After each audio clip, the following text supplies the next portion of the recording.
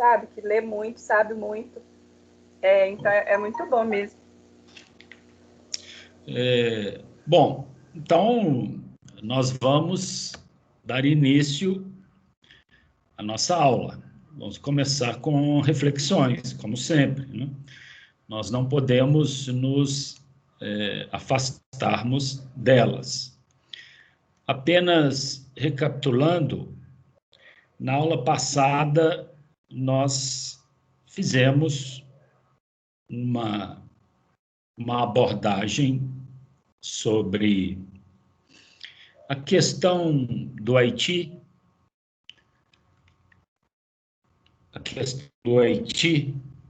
que é uma questão pouco abordada nos fundamentos históricos do direito, exatamente pela origem vitoriosa das pretensões dos escravos. Então, a história não costuma ser generosa com essas pessoas. A história costuma ser cruel. E não só a história foi cruel, como também a própria Europa fechou as portas ao Haiti e impôs ao Haiti uma série de embargos e em virtude disso, o Haiti não conseguiu e até hoje é uma das nações mais pobres do mundo. Ou seja, vejam o peso de uma causa revolucionária. É algo a se pensar. O Haiti sofreu barbaramente as consequências de sua vitória, coisa que não aconteceu com os Estados Unidos, coisa que não aconteceu com a Revolução Francesa e outras revoluções. Há que se refletir sobre o direito dentro de um âmbito do poder punitivo numa dimensão planetária. Depois podemos discutir isso mais adiante, mas a dimensão do poder ela é planetária e envolve muitas coisas que a gente precisa ficar atento. Hoje,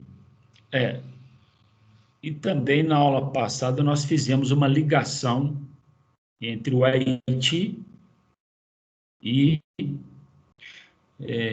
o Quilombo de Palmares. Vimos que há um nexo ali que envolve um processo histórico deflagrado por lutas holandesas aqui, holandeses esses que foram para a Inglaterra, invadiram a Inglaterra invadiu a França, né? E tudo isso foi desencadeando um processo que chegou até o Haiti, e o Haiti teve dentro das suas motivações revolucionárias a cultura voodoo, o espírito zumbi. Espírito zumbi que foi inicialmente reconhecido por Zumbi dos Palmares, que é uma origem mística africana. Então, o espírito zumbi, que deu o apelido a Zumbi dos Palmares, o espírito zumbi estava lá na Revolução Haitiana. Então, fizemos essa discussão na aula passada. Tudo isso para entender o fenômeno histórico do direito e como, às vezes, ele não sobrevive isoladamente. O direito sozinho é uma presa fácil. O direito ele precisa ter uma capacidade de articular com o poder que depois nós vamos discutir, certo? Hoje nós vamos continuar nessa linha de reflexão que vai envolver a Guerra de Secessão nos Estados Unidos e que, de alguma forma, ela contribuiu para a abolição da escravatura no Brasil. E eu vou tentar explicar para vocês, assim como eu tentei explicar, fazer um elo entre Palmares e o Haiti, que depois vocês podem conferir no vídeo. Hoje também nós vamos tentar fazer um elo histórico-jurídico envolvendo a Guerra de Secessão nos Estados Unidos, a Guerra da Separação, a Guerra Civil Americana, com a nossa abolição. Ok? Então, vamos ver, vamos discutir aqui. Deixa eu ver se eu mostro um material para vocês aqui.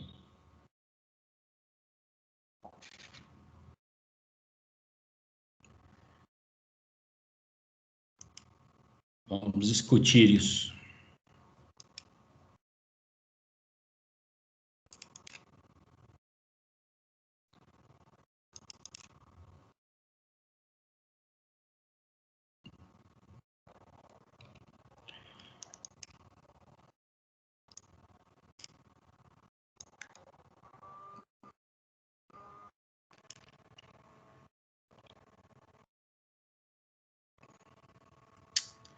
A imagem não está muito boa, mas estão vendo aí na tela? Estão conseguindo ver aí na tela? Sim. Muito bem. Essa guerra da separação, ou guerra de secessão, ou guerra civil americana, ela aconteceu em 1861, reparem a data, para não se perderem. 1861. Então, não havia ainda 40 anos da independência do Brasil. Ela foi de 1861 a 1865. Durou 4 anos. Que guerra foi essa? Foi a guerra desses estados aqui, numa cor rosada, tá vendo? 11 ao todo, contra esses estados na cor laranja, esses aqui. Que depois vocês podem achar até, se pesquisarem aí na internet, vocês vão achar esse mapa. São 23 estados do norte contra esses 11 do sul. Esses em verde são estados que surgiram depois e que também foram objetos da guerra. Por quê? Porque esses países aqui eram países ruralistas que exploravam a mão de obra escrava, esse aqui, os chamados sulistas, estes. Esses aqui, os estados do norte, e esses aqui, vejam que eu soltei esses, eles eram estados que estavam num processo de industrialização. E vejam, para que esses estados em processo de industrialização progredissem, era necessário fazer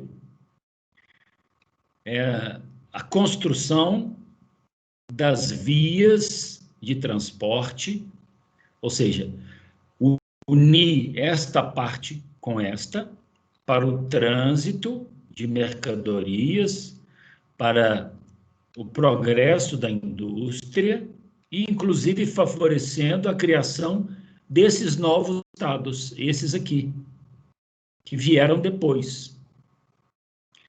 Para isso era necessário impostos e, além disto,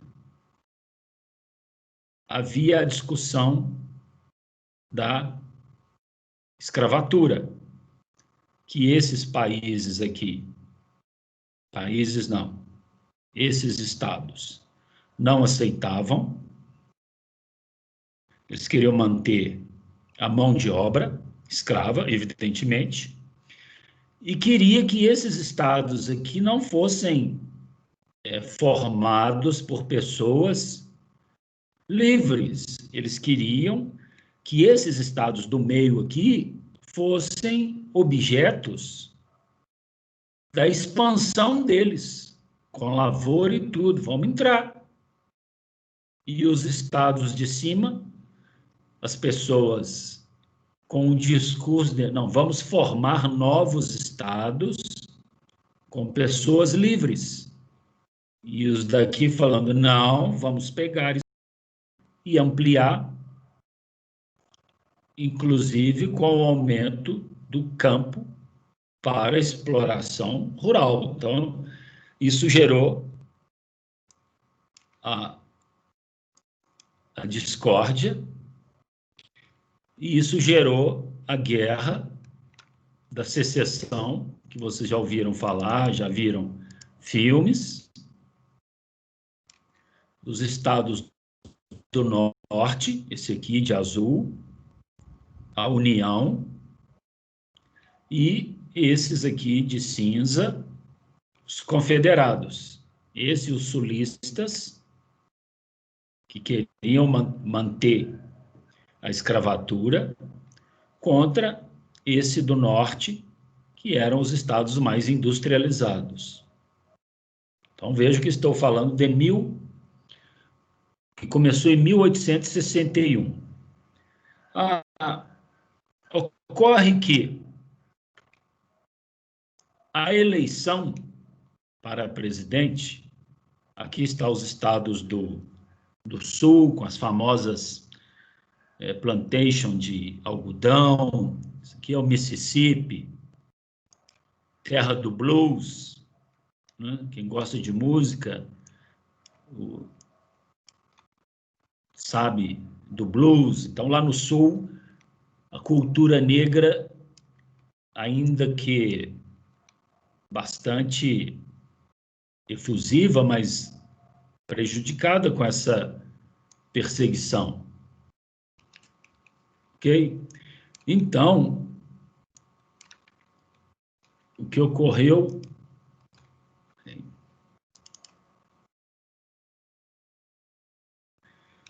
O que ocorreu, então... esse aqui é um cantor de blues da época, Robert Johnson, que é o pai do blues. Charlie Patton, outro cantor de blues famoso, enfim. É o Mississippi, né? Pois bem, o que estava acontecendo? Que em 1860, o norte tinha esse candidato, Abraham Lincoln. Todo mundo já ouviu falar. Era um candidato do norte. O sul tinha esse candidato aqui, chamado John Breckinridge. Vejam, que não tem cara assim de gostar muito da comunidade afrodescendente, né? Então, esse aqui era o candidato do sul. E claro que o norte ganhou. Abraham Lincoln venceu as eleições. O que contrariou o sul, e daí vieram as demandas separatistas. O que aconteceu? Que esse sujeito aqui, chamado Jefferson Davis, resolveu liderar os Estados Confederados para uma nova nação. Ele, e veio a guerra. Então, ele se declarou presidente ali daquela nova nação. E esse aqui é o general que liderou as tropas do Sul, chamado Robert Lee, esse general aqui. Por outro lado, esse é o general do Norte, chamado Ulysses Grant. Ulysses Grant liderou e foi o general vitorioso, ok? Mas foi uma guerra, conforme eu disse, que durou 4 anos, 600 mil pessoas morreram, foi uma guerra violenta, muito violenta, mas o Norte acabou vencendo. O que ocorre? Que quando a guerra acabou, meus caros, vocês já devem ter ouvido, todo mundo fala do Velho Oeste, que é exatamente ir para a costa oeste. Quando a guerra acabou, surgiram muitos pistoleiros, que eram ex-combatentes. A maioria desses pistoleiros que a gente ouve falar do Velho Oeste eram ex-combatentes dessa guerra. Esse aqui, acho que é o mais famoso de todos. Tem diversos filmes sobre ele. É o cara que inventou Wild Bill Hickok. Wild Bill Hickok. Ele lutou na guerra do lado norte. Então, quando a guerra acabou, o sul ficou destruído. Porque estava baseado na lavoura. Perde a guerra. Então, teve muito cowboy andando por ali. É uma época que o cinema explora bastante.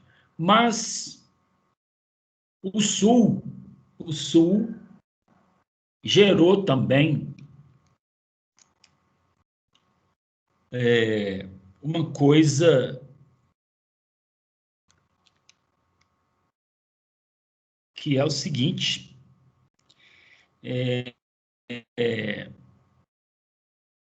depois que a guerra acabou, em 1865, vejam vocês, presta atenção. 10 anos depois, antes, porém, não se esqueçam que a guerra acabou em 1865, aquele Abraham Lincoln, que eu falei com vocês, que havia ganho a presidência, passados 4 anos, ou seja, o primeiro governo dele foi durante toda a guerra. Ele foi reeleito. Abraham Lincoln foi reeleito. Só que ele não chegou a assumir o segundo mandato porque ele foi assassinado por um sulista. Vocês acompanham a história, também tem muito filme sobre isso. Abraham Lincoln foi assassinado, então ele não chegou a assumir o segundo mandato dele. Um sulista o matou, para vocês verem que a guerra acabou, mas muitas coisas permaneceram. Por exemplo, o próprio ódio aos negros. O aumento desse ódio foi claramente visível. Foi nessa época que surgiu a Ku Klux Klan, que é essa entidade racista que todo mundo surgiu. E vejam vocês, lutando. Não, antes de eu falar sobre esse sujeito, 10 anos depois que essa guerra acabou, vejam vocês, o nosso imperador, Dom Pedro II, e eu mandei um texto meu para vocês lá no Crepúsculo, tá lá, falando que a bajulação é branca. Dom Pedro II fez uma viagem aos Estados Unidos, oferecendo terras a esse pessoal que perdeu a guerra. Vejam vocês, então ele vai para lá, oferece terra, vendendo terras a 22 centavos o acre. Oferece cidadania rápida, oferece passagem, oferece alojamento, ou seja, mais de 20 mil pessoas, depois da guerra, a maioria sulista, vieram para o Brasil, tudo racista, vieram para o Brasil. Foram tantas, mas tantas, que tem uma cidade em São Paulo, que vocês já ouviram falar o nome, Americana, é por causa disso. Tanto americano, praticamente uma colônia, Americana e Santa Bárbara do Oeste. Então, essas pessoas vieram para cá. O que o nosso imperador queria? Pasmem vocês. Influenciado por um amigo dele que esteve aqui, um francês,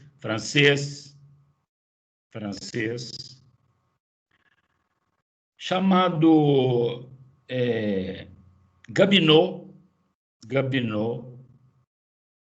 Arthur Gobineau. Tem um texto meu que eu escrevi também sobre isso, eu acho que eu mandei lá no Crepúsculo para vocês.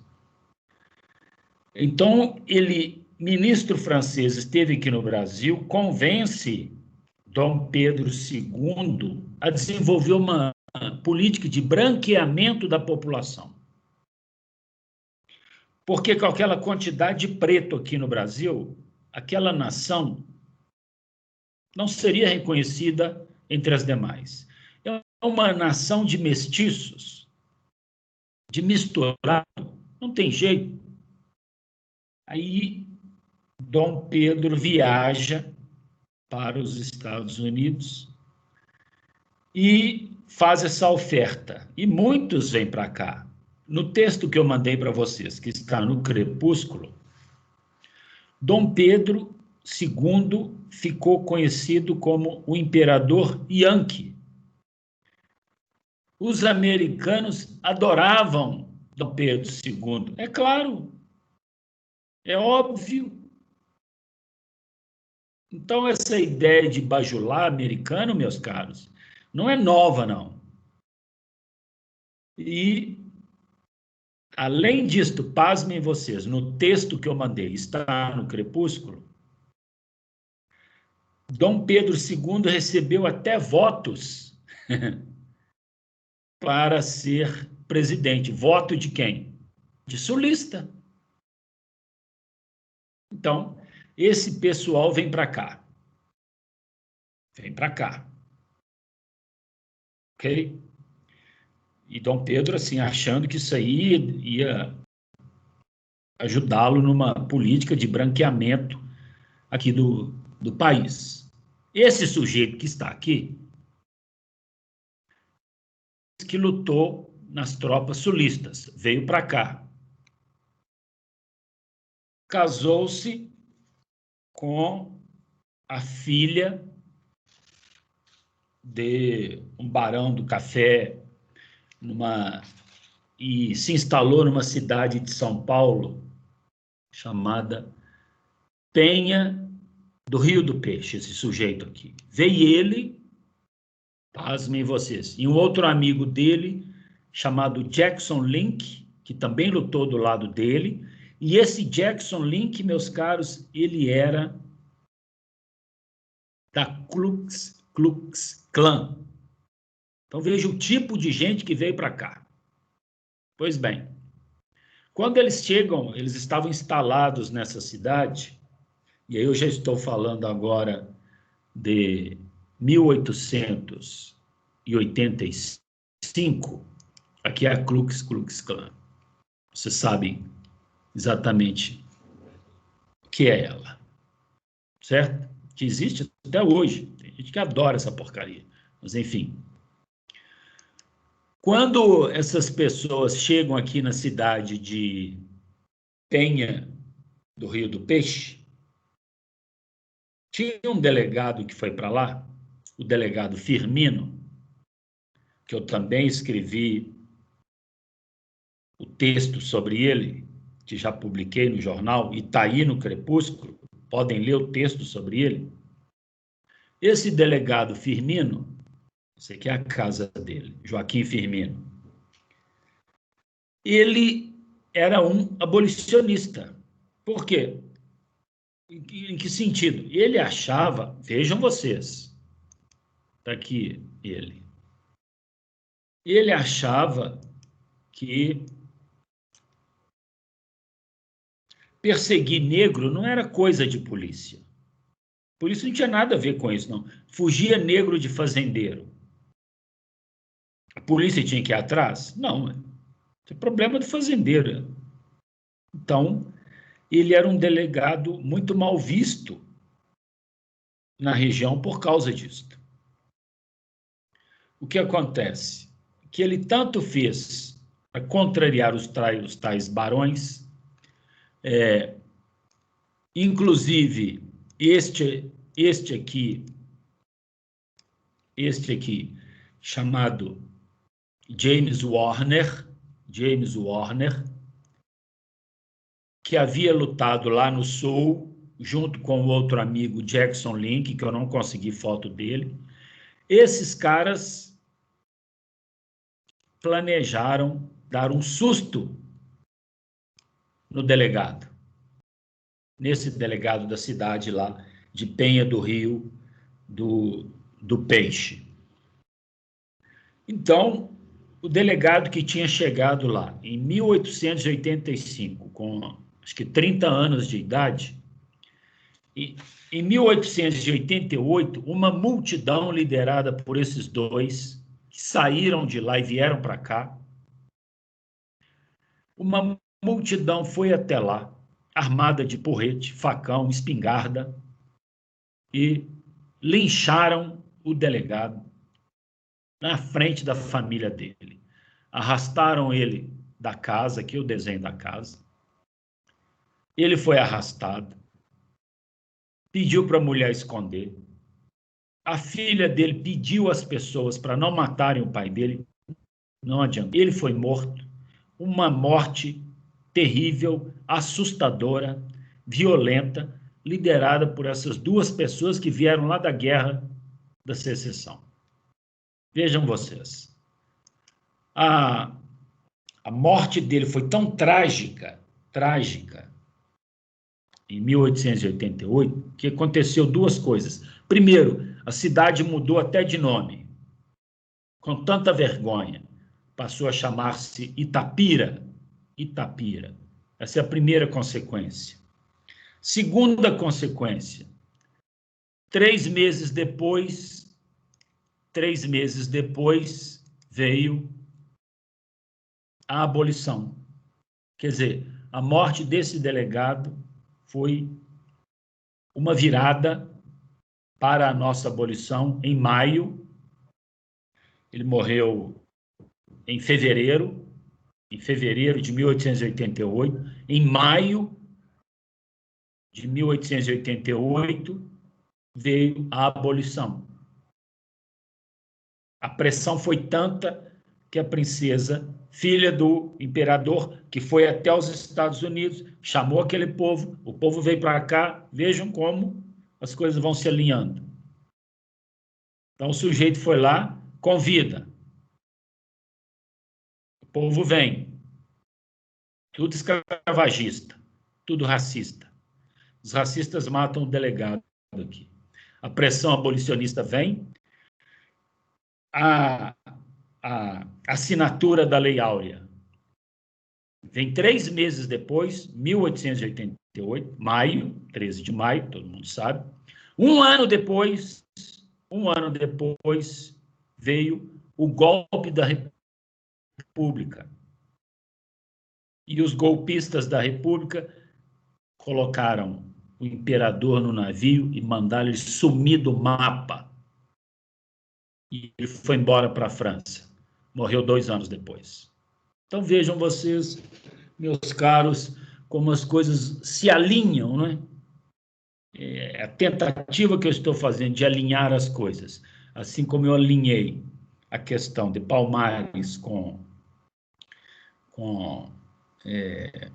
o Haiti, vejam como as coisas se alinham aqui.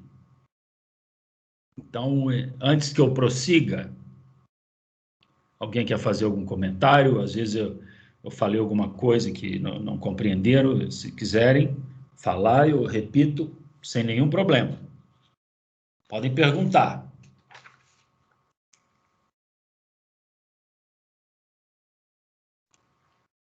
Ô, professor, a Estão me guerra entre o Norte e o Sul, a guerra de secessão dos Estados Unidos, ela foi por pivô por conta da escravidão lá ou não? Na realidade, a questão da escravidão foi... Deixa eu voltar aqui, então. Foi apenas um. Por quê?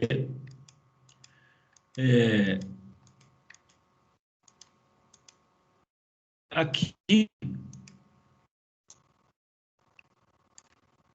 enquanto esses estados aqui de baixo, aqui está a Virgínia, tá vendo? Lembra-se de Virgínia, onde apareceu pela primeira vez aquela ideia de homem branco, é aqui, Virgínia, aqui.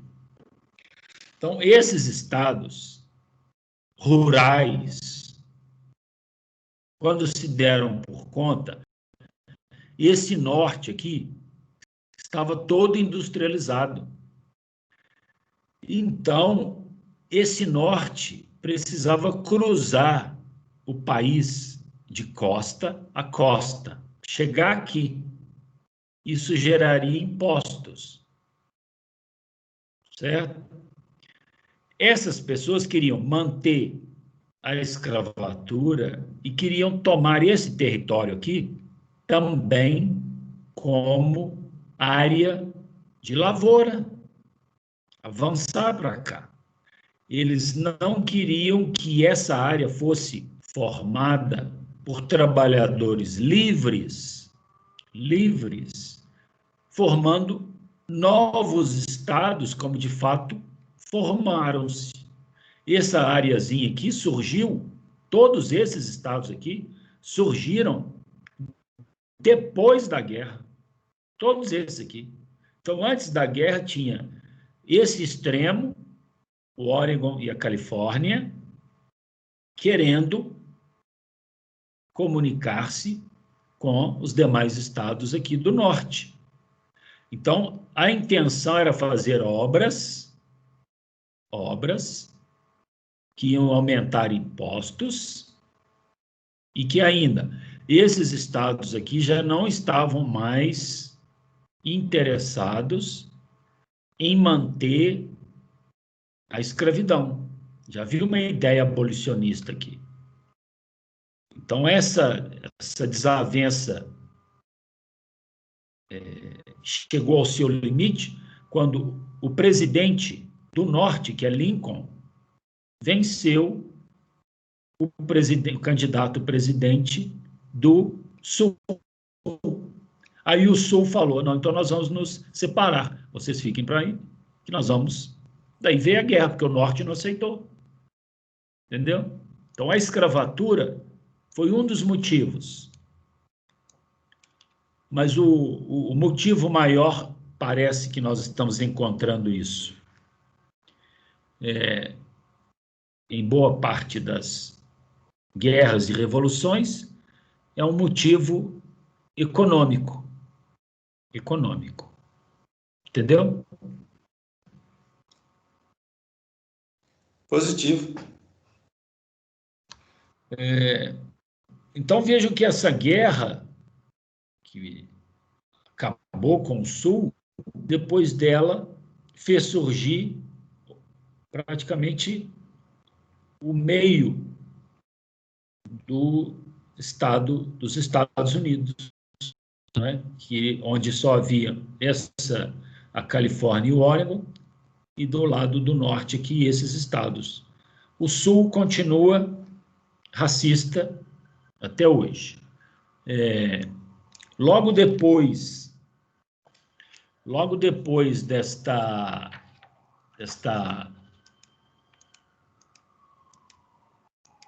guerra vencida pelo norte, vieram as políticas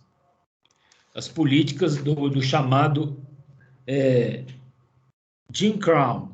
Já ouviram falar? Jim Crow é o apelido que os brancos do Sul davam aos negros, que era apelido de corvo, porque no meio das plantações os brancos falavam que eles estavam lá parecendo corvo. Então veio a política do Jim Crow. E ela começou, foi em 1877, que vieram as tais separações. É aqui que vieram as separações, deixa eu ver se... Aqui, bebedor para negro, bebedor para branco, branco na frente do ônibus, branco com escola separada, é a política do Jim Crow. E aí vem as lutas de Martin Luther King, vem Malcolm X e outros tantos. Sobre a política Professor, do Jim Crow... Pois não? Desculpa, quando que começou a política? Em que ano? 1877, ou seja, o Sul perdeu. O Sul perdeu. Mas o ódio foi tanto que eles não engoliram, não. Então, eles começaram a fazer leis para conviver com os negros da seguinte forma: livres, mas separados. Onde eu quero chegar, meus caros? Que quando houve no Brasil a abolição da escravatura, também o Brasil copiou a política do Jim Crow, do mesmo jeito. Só que o Brasil não colocou essa política no papel, igual eles colocaram. A abolição no Brasil gerou ódio maior aos negros, eles foram perseguidos, porém de forma velada, foram sendo empurrados lentamente para a marginalidade. É um espelho, é um reflexo. O que aconteceu lá se projetou aqui, tal qual mais ou menos vem acontecendo hoje. É a América, e nós somos da América. Então, essa política do Jim Crow, de segregação, vejam, havia até espetáculos de ridicularização dos negros, é o chamado blackface, aqui. Esse aqui é um cantor muito popular na época, chamado Al Johnson. Então, essa política, o que eu quero dizer, que os negros sofreram barbaramente, ainda que libertos. E essa forma de fazer os negros sofrerem barbaramente, ainda que libertos, foi copiada pelo Brasil. O Brasil copiou. Só que o Brasil adotou uma técnica de racismo não declarado. E os negros foram historicamente, sendo desprovidos de oportunidade. E quando a República no Brasil se instalou, ela se encarregou de criar um discurso próprio, uma história própria, que fizesse por tudo para apagar as perseguições aos negros, que já se faziam presente no próprio Código Penal da República, que proibia a cultura africana. Candomblé, capoeira, umbanda, tudo era proibido. Negro na rua era vagabundagem, eles eram abordados, eles eram presos, ou seja, adotaram as mesmas políticas do Jim Crow, sem colocar uma única palavra de racismo na lei. Então vejam como uma coisa se alinhou, não é? E como uma coisa até hoje, o que a gente vê de um jeito lá, também se espelha aqui. Porque eles vieram para cá, meus caros.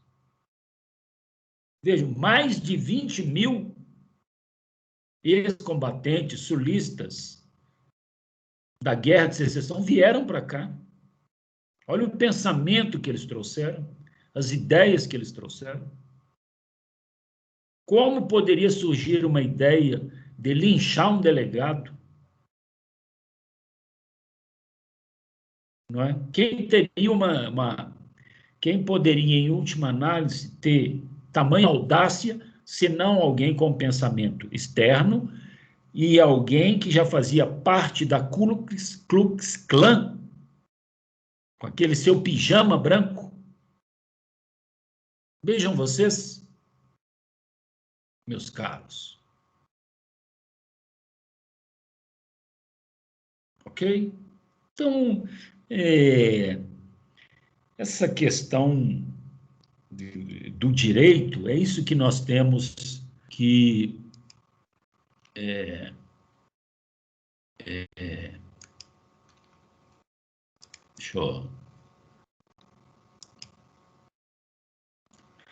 É isso, meus caros, que nós temos que entender no direito.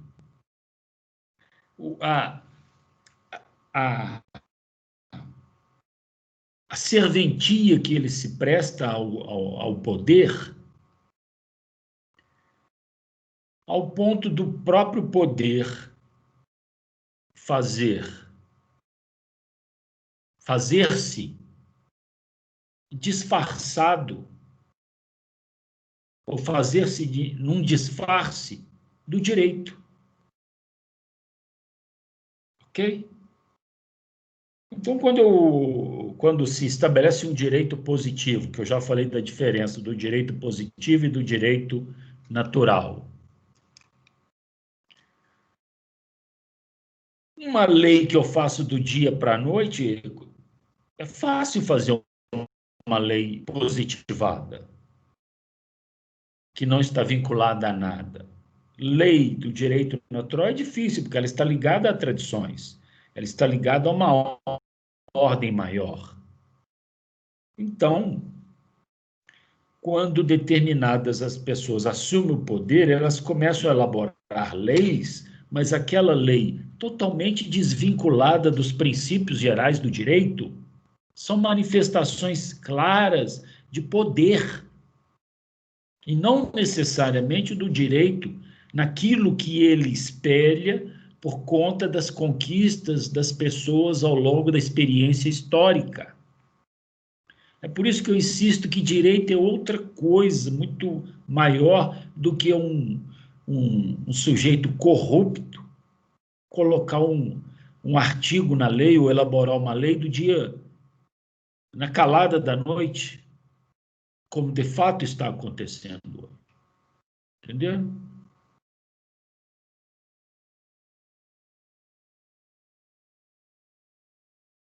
Se alguém quiser falar alguma coisa, por favor.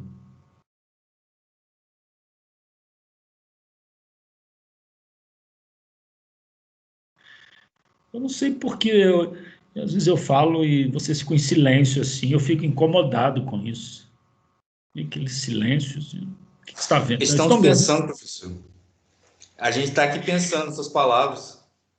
Porque às vezes eu fico, mas esse povo ele perdeu o contato, mas se estão me ouvindo, tá bom.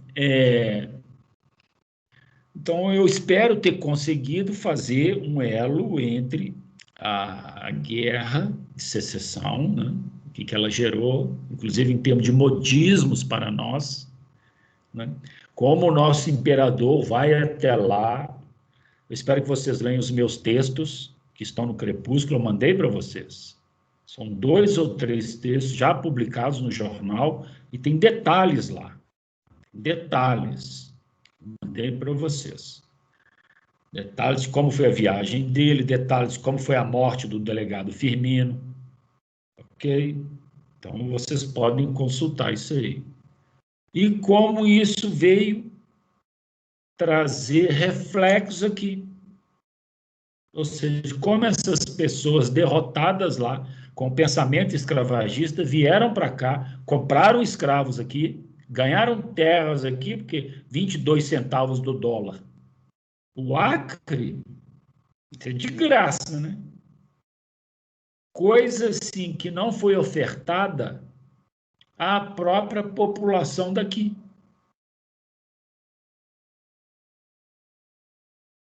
Ok? Ou seja, o tão decantado imperador, que é amigo de racista, também tem um texto que eu escrevi, esse ministro francês, Arthur Gabineau, veio para cá, começou a xingar o país, chamar o país de mestiço. Quer dizer, o próprio imperador, ele assim, não teve a ideia de expandir ou fazer uma distribuição de terras em favor dos próprios nativos.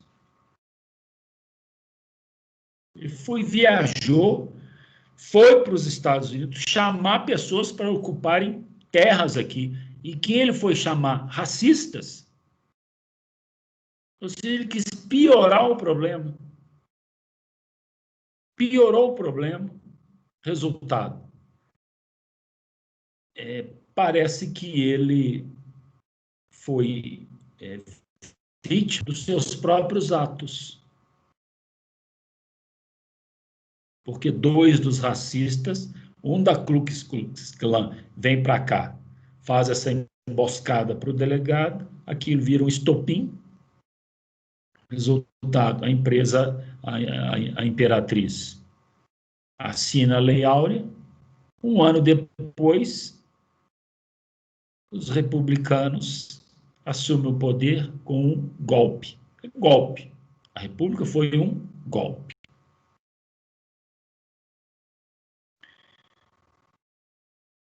Se alguém quiser fazer alguma pergunta, estou às ordens. Lembrando que o material já passei para vocês. Está no Crepúsculo. Ô, professor, então foi um tiro no próprio pé que ele deu? Sim. E aí, alguns historiadores falam que ele era uma pessoa muito querida nos Estados Unidos, admirado, o imperador Yankee. Yankee seria o nativo, assim, de Nova York, o Yankee, né? Querido, por onde ele ia, todos queriam. Mas, claro, pô, dando terra, dando passagem, alojamento, processo de naturalização ultra rápido, permitindo que as pessoas viessem para cá, adquirissem escravos. Mano. Claro que tem que ser uma pessoa querida, é óbvio. Né? Ô, professor, isso me faz lembrar, só um minutinho, rapidinho, isso me faz lembrar que um aqui nesse ano agora também deu um tiro no pé. Acredito que logo ele vai levar o troco dele, viu? Mas não é interessante como a história tem lá um processo kármico ou cósmico, não é? De uma relação que os princípios herméticos de Hermes Trismegisto falava da relação de causa e efeito. Né? A filosofia hermética fala isso, da filosofia pendular, da relação de causa e efeito. O pêndulo vai, o pêndulo vem. Né? Há algo cósmico nessa questão aí. Pois não, Fernando? Qual que era o objetivo do francês querer ter convencido o Dom Pedro II a fazer essa questão dessa política de branqueamento aqui no Brasil? Ele tinha um interesse político atrás disso? Sim. A questão do racismo, meus caros, ela começou a se estruturar depois que as colônias começaram a conseguir sua independência. Na aula passada eu fui falando das colônias. Falei que depois do Haiti veio nas Américas, veio Paraguai, veio Colômbia, veio Venezuela, veio Argentina, veio Brasil. O Brasil foi o 10º país a declarar a sua independência. Quando esses países declaram a sua independência, aquilo que se chama agora de liberdade prejudica a superioridade antiga que havia na relação metrópole e colônia. Antes da independência dos países, tinha um discurso de supremacia porque ela era metrópole. E os demais povos aqui, colônia. Então, colônia tem que obedecer à metrópole. Depois que as colônias adquirem a sua independência, esse discurso ele fica prejudicado, porque, em tese, há agora uma horizontalidade. A colônia agora é um país novo, independente.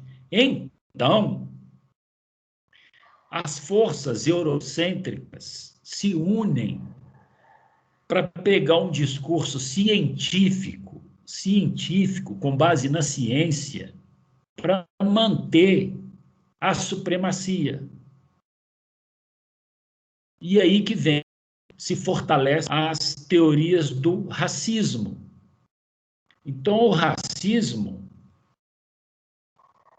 ele vem como um discurso científico para manter o negro liberto em situação de subserviência ao branco. Ou seja, é a ciência fazendo um papel sujo de oferecimento ao dominador, um discurso para que ele consiga manter o dominado sob as suas ordens. Então, racismo, meu cara, a ideia de racismo, ela chega no saber humano no século XIX.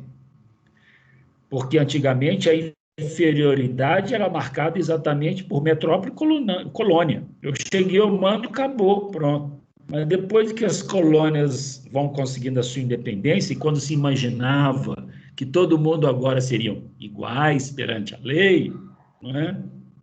Vem as tais declarações, aí vem o racismo falando negativo. Você pode estar liberto. Você pode não estar agora mais sob o jugo de uma metrópole, porque a tua colônia é um país agora independente. Mas você, como ser humano, é um ser inferior. E eu provo isso. Teu cérebro é menor. A tua cor da pele é animalesca. Então você é inferior. E ainda que libertado, você continua sob o jugo da supremacia branca. Então, os racistas se espalham pela Europa, porque a Europa estava infestada de negros libertos. Ok?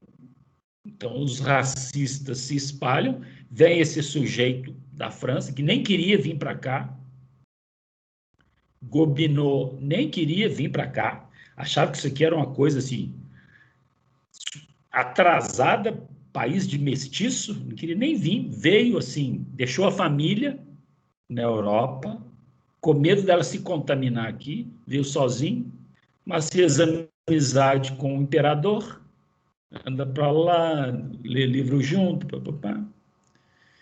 O imperador gosta do discurso dele, resolve colocar em prática uma política de embranqueamento, que foi uma política que se alastrou na América Latina.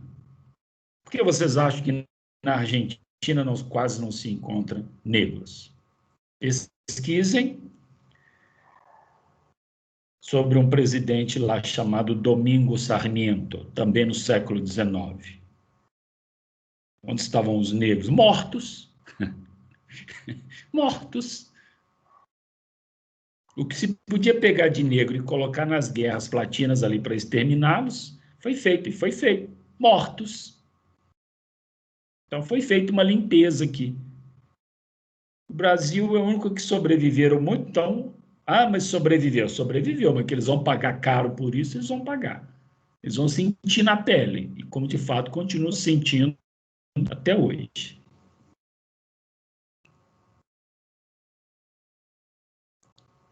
Alguém quer fazer alguma pergunta? Entendeu, Fernanda? Entendi, professor. Obrigada.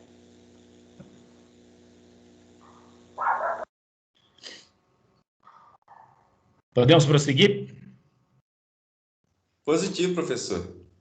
Eu vou precisar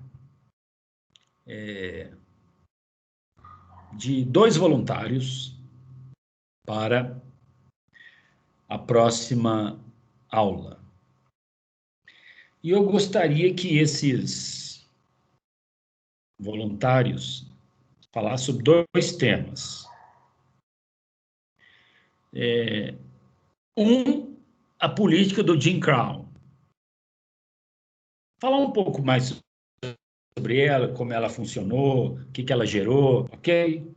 Então, eu queria que alguém falasse um pouco mais sobre a política do Jim Crow nos Estados Unidos e ela surtiu efeito aqui no Brasil, na nossa história jurídica.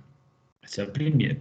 E a segunda, eu gostaria que alguém pesquisasse sobre uma figura chamada Luiz Gama. Rui Barbosa? Não. Estou falando de Rui Barbosa, não. Eu estou falando do doutor Luiz Gama. Todo mundo Rui Barbosa para lá, papapá. Né? Não. Eu estou falando do doutor Luiz Gama. Quem foi doutor Luiz Gama? Quem poderia pesquisar, por favor? Quem?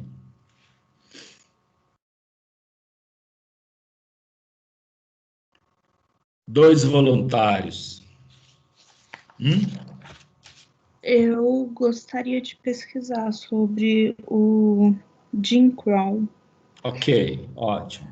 Ok, então você pode pesquisar da maneira que achar melhor, trazer os trechos que você mais achar interessante, ok? E vamos conversar um pouco sobre essa política. Tem personagens dentro dessa política assim, muito interessantes, tem muitos heróis, né?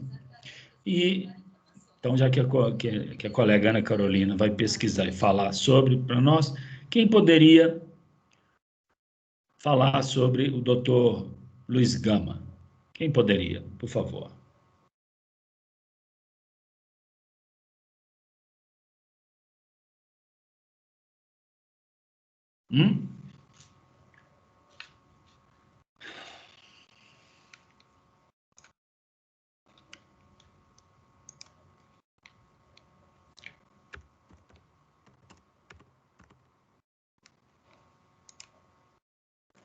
Ninguém?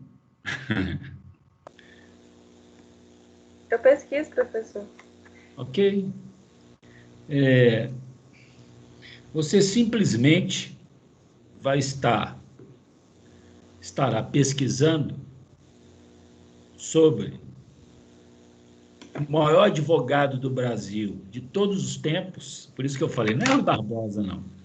O maior advogado do Brasil de todos os tempos, negro. Negro.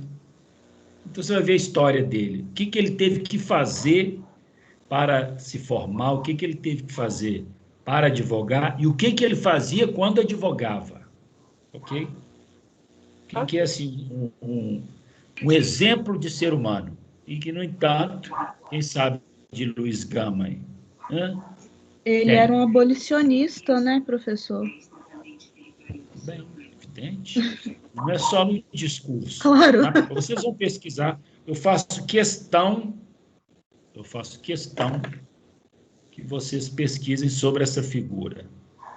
E vocês vão ficar assustados ao descobrirem quando a Ordem dos Advogados o aceitou, o reconheceu como advogado. Bom? É uma figura, assim, que merece ser discutida, Isso eu sei. merece ser lembrada dos fundamentos históricos. Pois não? Foi só em 2015, não foi? Mas desde que a Fernanda vai pesquisar, vai trazer detalhes sobre a vida dele, que é, assim, uma figura que nós temos que reverenciar, ok? Reverenciar. Bom, alguém quer fazer mais alguma pergunta ou podemos prosseguir?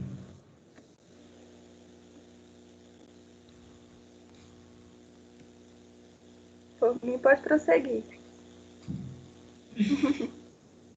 Tá. Meus caros, nós vamos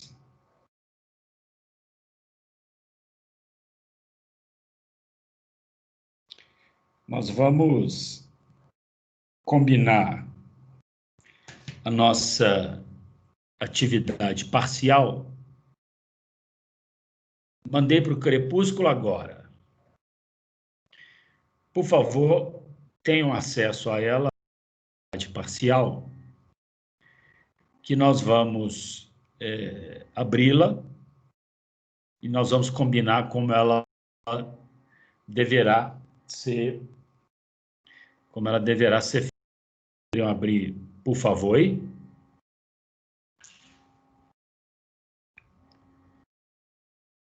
Vejam se já chegou para vocês. Acabei de enviar, professor. Ok. Chegou, professor. Por favor, vamos abrir. Vamos abrir essa atividade, porque abram lá. Vejam que é uma atividade que vale 3.500 pontos. Eu pedi 3 questões. Vejam a primeira aí.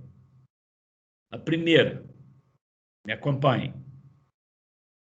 Em se tratando da Revolução Francesa, quais aspectos históricos verdadeiramente influenciaram o direito moderno? Aí está aqui o vídeo da aula, logo abaixo. Ou seja, o que realmente nós podemos tirar da influência da Revolução Francesa? Então, eu quero que vocês vejam o vídeo, pesquisem um pouco mais, onde quiserem, e me respondam aí em, no mínimo, 10 linhas. Nós conversamos amplamente sobre a Revolução Francesa. Ok? Então, essa é a primeira, 1.500 pontos. A segunda é um vídeo de outra aula nossa, que eu quero saber o seguinte, e até já deu uma dica na aula. Considerando-se o vídeo abaixo, quais os pontos comuns aproximam o quilombo dos Palmares da Revolução Haitiana?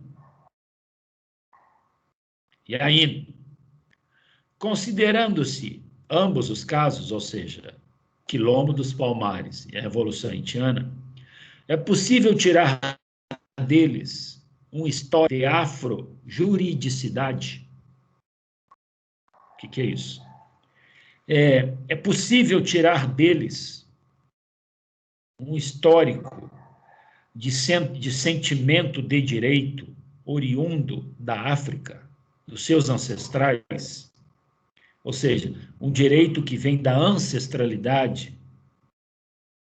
Entenderam isso? Ou não?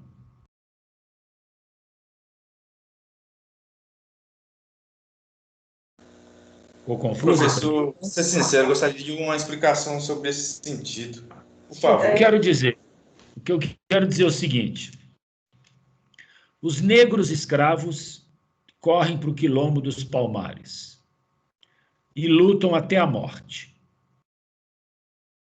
No caso dos Palmares, perderam. No caso da Revolução Haitiana, de novo, os escravos lutando até a morte. Só que aqui eles venceram. O que eu quero saber é o de lutar até a morte. Pode-se tirar disto um histórico de juridicidade, ou seja, afrodireito, um direito africano baseado nas forças dos ancestrais? Então, um direito baseado na liberdade, custe o que custar. Entenderam? Eu estou confuso ainda, quer que eu explique um pouco mais? Deixa eu só ler a pergunta aqui de novo, professor. O professor, sem querer responder, Em linhas gerais, eu quero saber por que um escravo de origem africana lutou, nesses dois casos aí, até a morte. O que motivou eles? De onde veio essa força? Aí que eu coloquei essa palavra, afrojuridicidade, direito africano. Escrevam aí no caderno, quando eu falar afrojuridicidade, eu estou me referindo a um direito africano, baseado em forças dos ancestrais, da história, entende? Isso quer dizer um direito natural. Exatamente. Você percebeu logo. Eu não queria nem falar isso, porque senão ia dar colher de chá demais, né? Ô, professor, ok, brigadão mesmo.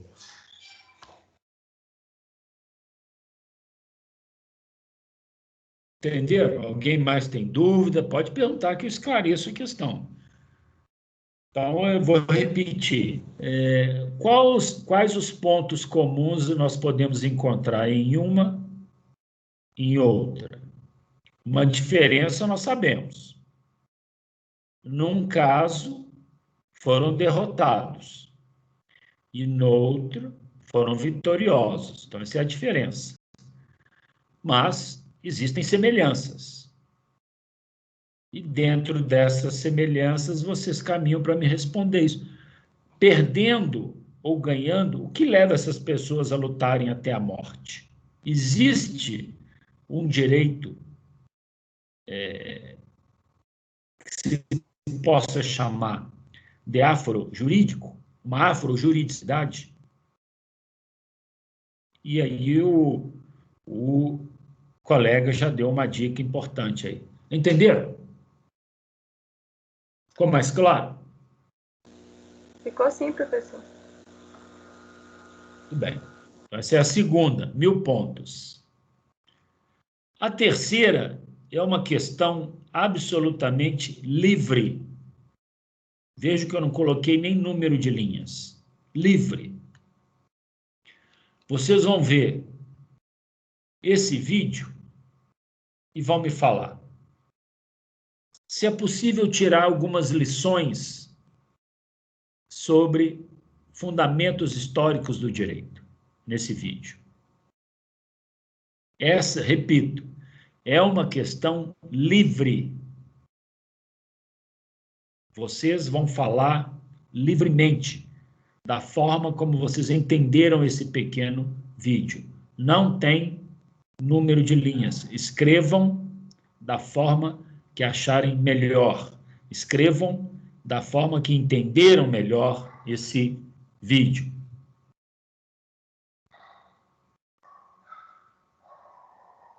Entenderam? Positivo, professor. Ótimo. E a entrega, professor? Quanto que vai ser? Sim. Eu estava pensando em vocês me entregarem esse pequeno trabalho aí até amanhã, às 18 horas. Que tal sábado? O quê? Sábado.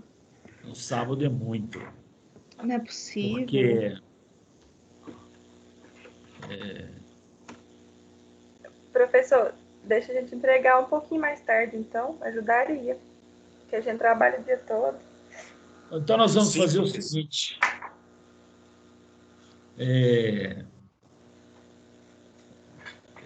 Vocês podem me entregar.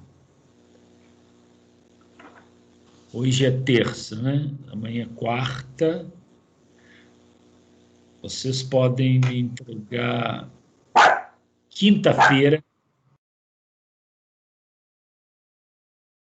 Quinta-feira, meio-dia. Combinado? Ô, professor, assim, acredito também que, igual os colegas aí estão pedindo, é porque a gente fica meio apertado com os nossos trabalhos, né? Todos nós trabalhamos o dia todo, né? Então, vamos nem para lá nem para cá, nem ao tanto, nem ao baixo. Quinta-feira à noite, às 22 horas. Depois das 22 horas, pode ser? Depois das 22,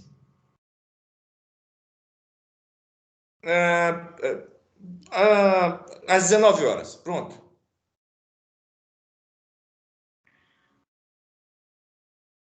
bom, eu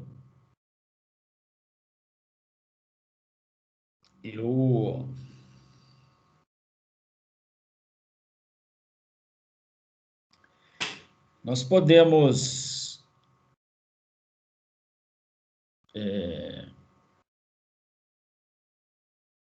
deixa eu me ver aqui. Já tem duas colegas que vai nos ajudar nas próximas aulas, não é? Tá bom, pode ser. Ok, professor, ficamos agradecidos ao senhor. Quinta-feira, vocês vão me entregar quinta-feira, 22 horas, não é? Ok? Ok, melhor ainda. Combinado. E nós vamos, além de tudo, nós vamos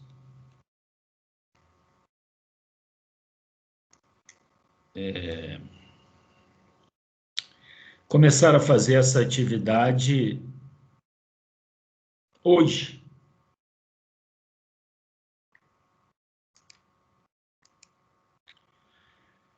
Nós temos aqui um resto de aula. Agora seria o nosso recreio. Nós vamos começar a fazer essa atividade agora. E eu vou permanecer na sala, tal qual fizemos na prova. Eu vou permanecer aqui.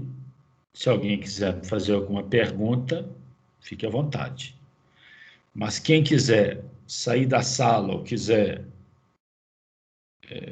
se dedicar a começar a fazer esse trabalho, já pode começar a partir de agora. Entenderam? Positivo, professor. Correto. Ok, E E nós vamos discutir, então, os reflexos dessa fala da primeira parte da aula com a ajuda da colega que vai pesquisar sobre a política do Jim Crow. E depois eu vou mandar também um material para ela lá no Crepúsculo, se ela quiser usar desse vídeo para ajudar, mas...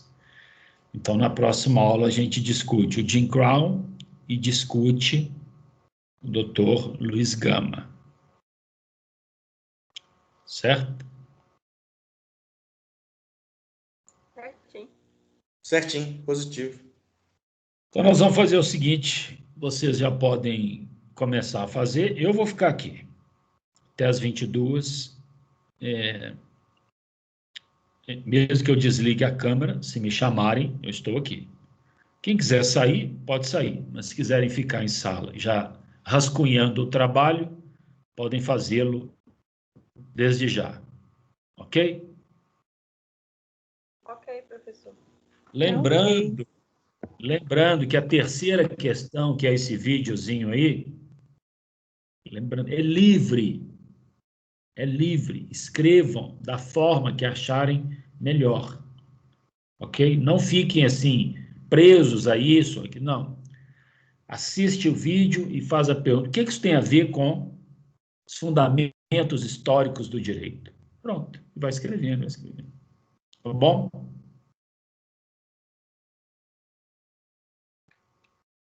Positivo. Ok. Então podem começar aí.